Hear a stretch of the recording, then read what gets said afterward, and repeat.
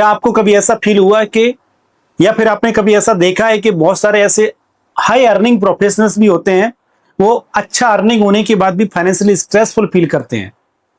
That means answer is not the number कि आप कितना अर्न कर रहे हो, ये आपके बिलीफ सिस्टम पे डिपेंड करता है। सो इस पर्टिकुलर वीडियो में मैं आपको कुछ ऐसे बिलीफ बताऊंगा जो आपके पास निगेटिव बिलीफ होते हैं, जिसकी वजह से आप अर्निंग तो कर पाते हो बट पैसे को अपने पास नहीं रख पाते हो, मैनेज नहीं कर पाते हो। सो सबसे पहला और इंपॉर्टेंट बिलीफ आता है number one. Belief number one, more money will solve all the problems. Yes, अगर ये बिलीफ सिस्टम है तो आप सिर्फ और सिर्फ अपने मनी के अर्निंग के पीछे भागते रहोगे। लोग एक जॉब में रहते हैं, सेटिस्फाइड नहीं रहते हैं क्योंकि उनको लगता है मेरा पैसा कम है। दूसरी जॉब को ट्राई करते हैं, फिर वहां सेटिस्फेक्शन नहीं मिलता, फिर तीसरी जॉब को, ऐसे करके वो करियर में ग्रो करने के चक्कर में लगे रहते हैं। But real problem is not the money, आपका माइंड सेट होता है, क्योंकि आपने सही सिस्टम क्रिएट नहीं किया। आपने डिफाइन नहीं किया कि मेरे लिए कौन सी अमाउंट सही है। आपने ये डिफाइन नहीं किया कि मेरे लिए बेसिक रिक्वायरमेंट्स क्या है, किसके अकॉर्डिंग मुझे मैनेज करना है। एंड देन जब आपकी अर्निंग इंक्रीज होती है तो आप उसके अकॉर्डिंग अपने एक्सपेंसेस इंक्रीज कर लेते हो। So the gap between your earning and saving will remain same.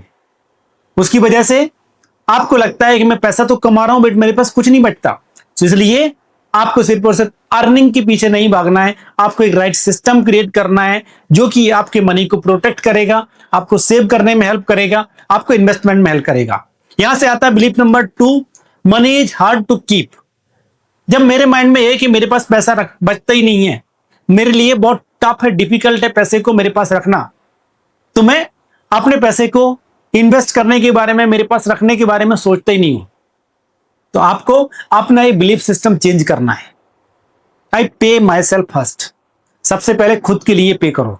आपने जो डिसाइड किया है अमाउंट, 10%, 15%, 20%, जो भी अमाउंट आपने डिसाइड किया, उस पर्टिकुलर अमाउंट को every month without any delay आपको दूसरे अकाउंट में ट्रांसफर कर देना है, खुद के लिए करना है।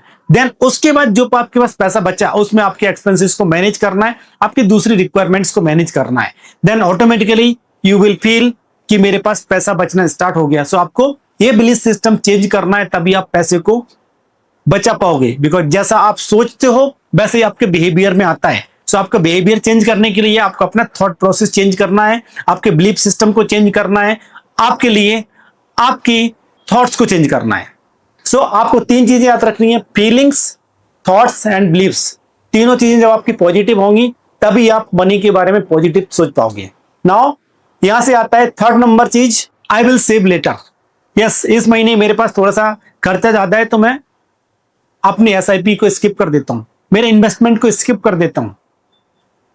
जो चीज आपको फ्यूचर में बेनिफिट देने वाली है, आपको स्ट्रेस फ्री बनाने वाली है, उसको आप स्किप कर देते हो क्योंकि उस पर आपको कोई पेनल्टीज नहीं लगा रहा है। क्या आपने किसी को देखा है ईएमआई को स्किप करते हुए? किसी को क्रेडिट कार्ड के बिल को स्किप करते हुए देखा है? नहीं मिलेगा आपको ऐसा कोई। क्यों? क्योंकि बैंक आपको पेनल्टीज लगा देते हैं, चार्जेस लगा देते हैं। इसलिए आप जो आपके इन्वेस्टमेंट है, जो आपके गोल को फुलफिल करने वाले हैं, उसको स्किप करते हो बट अपने ईएमआई को स्किप नहीं करते हो।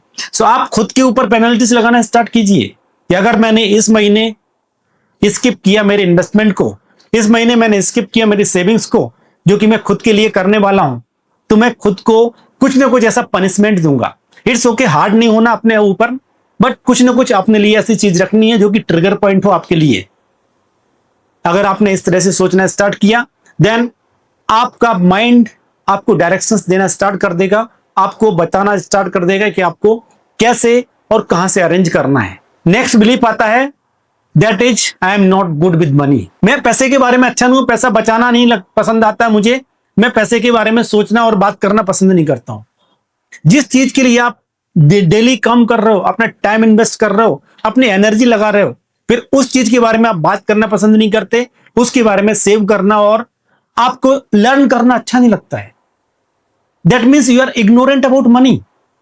और ये बिलीफ जो है, आपका इग्नोरेंस पैसे को वो आपसे दूर ले जाता है। सो आपको अपने पैसे के बारे में कॉन्शियस रहना है। आपको अपने पैसे को एक फ्रेंड की तरह ट्रीट करना है, एक ह्यूमन की तरह ट्रीट करना है।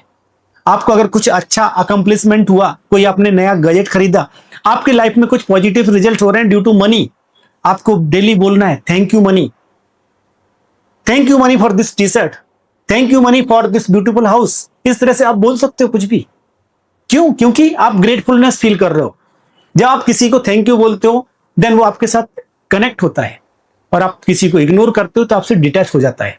सो मनी को आपको सिर्फ और सिर्फ एक मॉनिटरी थिंग की तरह ना देख के एक आपको फिजिकल ह्यूमन बीइंग की तरह ट्रीट करना स्टार्ट करना है। उसके लिए आपको कुछ प्रैक्टिसेस फॉलो कर सकते हो, जैसे कि आप किसी को अगर पेमेंट कर रहे हो, कुछ भी आपको परचेज करने के लिए thank you money for this, अरिगातो मनी एक जापानीज टर्म है, उसको भी यूज कर सकते हो। अगर आपने ये चीजें फॉलो करी देन डेफिनेटली आपका माइंडसेट जो है शिफ्ट होगा, और मनी के बारे में पर्सपेक्टिव जो है आपने अभी तक बना के रखा है वो चेंज होगा, और you will start attracting more money in your life. उसके लिए सबसे इंपॉर्टेंट चीज है कि आपको अपने बिलीफ सिस्टम को चेंज करना है। ऑटोमेटिकली आपके एक्शंस और थॉट्स चेंज होना स्टार्ट हो जाएंगे।